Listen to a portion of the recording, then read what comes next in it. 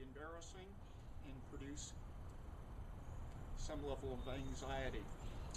So the motorcycle here is an XT-225. It's not a particularly heavy bike. I think the way I have it set up, it's about 260 pounds.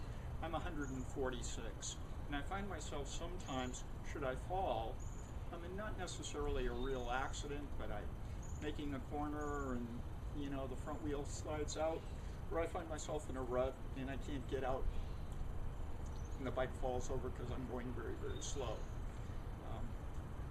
Sometimes I'm able to pick it up, sometimes not.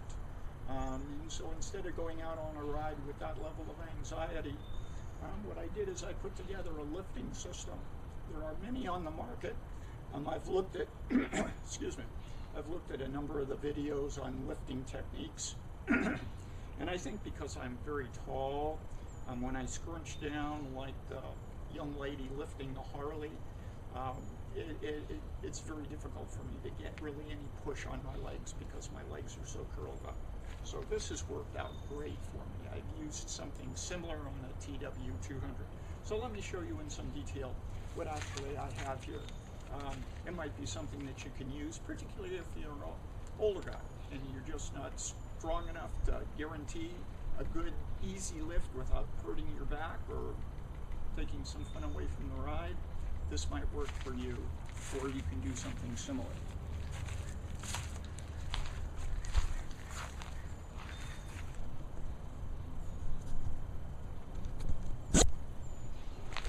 Okay.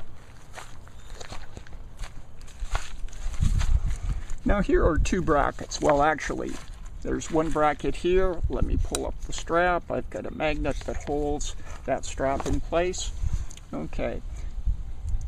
This bracket is attached, or the bracket is utilizing the passenger foot peg bracket, and it has a similar bracket on the TW200. These are Yamahas. I don't know on other bikes whether they have similar formats, but anyways, I was able to utilize this as part of my lifting system.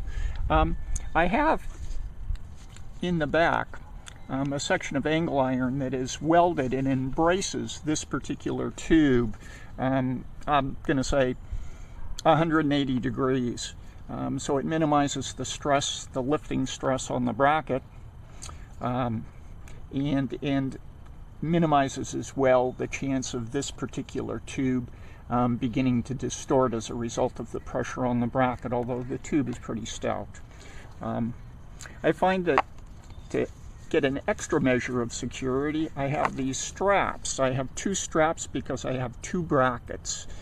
Depending upon which side the motorcycle falls on, I'd like to have the I'd like to have the lifting rods as high as possible, so I don't have to scrunch over and dig in the dirt for insertion into the bracket. So I have this bracket in the rod,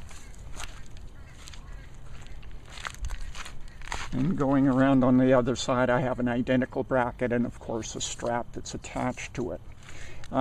Here's one of my lifting rods. It's approximately, I'll say, 24 inches long. It attaches to an adjacent rod by virtue of a pin, a hitch pin, which is right there in place. It attaches to the frame by virtue of a stainless steel strap that I made up.